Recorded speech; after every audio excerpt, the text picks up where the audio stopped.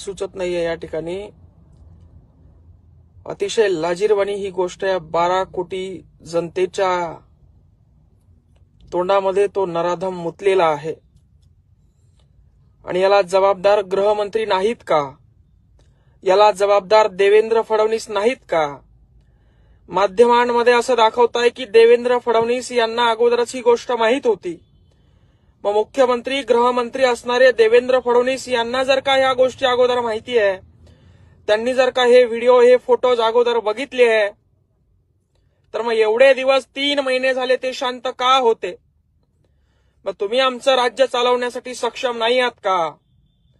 एका सरपंचाची निगरून अशी हत्या होते, विविध ठिकाणी त्या सरपंचाच्या शरीरावर वार होतात, विकृती त्या सरपंचाच्या मृतदेहासोबत होते, जिवंतपणी विकृतीचा कळस या ठिकाणी गाठला जातो।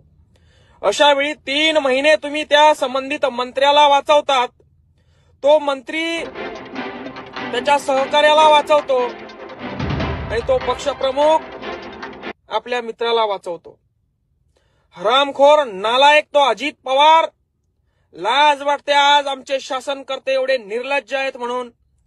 आणि कपटी मनाचा पोटात काळा असलेला तो देवेंद्र फडणवीस।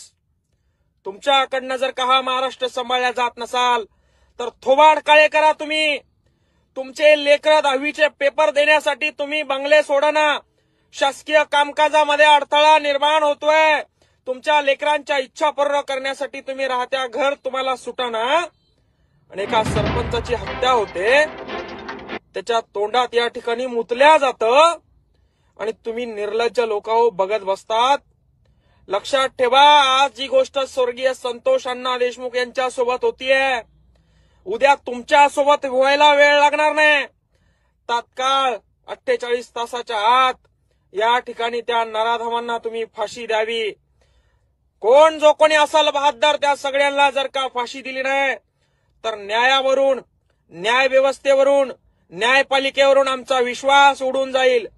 आणि जर का आमचा विश्वास न्यायपालिकेवरून एकदा का उडाला तर जंगलराज आल्याशिवाय राहणार नाही, लक्षात ठेवा। मग तुम्हाला ही फौज आवरणार नाही। एकत्र झालेला हा समाज राजकारणापायी लांब गेला, कोणाच्या आशेला भुलेला बळी पडला माहित नाही।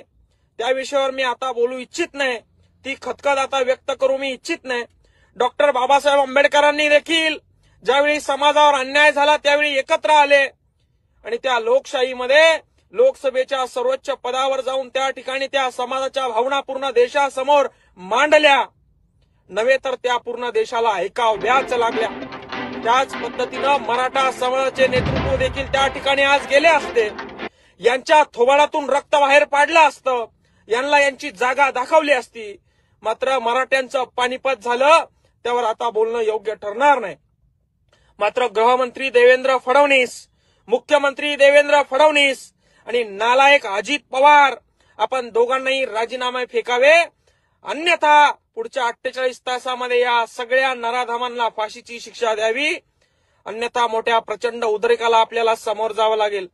आम्ही एवढेही शंड नाही आहोत, आमचं रक्त एवढंही थंड नाहीये। आजही छत्रपती शिवाजी महाराज, छत्रपती संभाजी महाराज, डॉक्टर बाबासाहेब आंबेडकरांचे लढे आमच्या डोळ्यासमोर आहे, त्यांचे विचार आमच्या डोळ्यासमोर आहे। आणि जर का तुम्ही हा जंगलराज असा दाबू बघत असाल, जर का हा अन्याय आम्ही सहन करू असं तुम्हाला वाटत असेल, तर लक्षात ठेवा, याचा उद्रेक प्रचंड गतीने होईल। आणि तुमच्या चेतावणी आहे की पुढच्या 48 तासामध्ये न्यायपालिकेने यांच्यावर, या नराधमावर निर्णय द्यावा आणि यांना फाशीची शिक्षा द्यावी, अन्यथा या गोष्टीचा उद्रेक, आता तुम्ही चॉकलेट देऊन राजीनामा घेऊन आम्हाला शांत करू नका। राजीनामा हा त्याच वेळी घटना झाल्यावर 8 दिवसात घ्यायला हवा होता, मात्र तुम्ही त्या गोष्टीला 3 महिने लावले आणि याला कारणीभूत देवेंद्र फडणवीस गृहमंत्री आहेत, मुख्यमंत्री आहेत।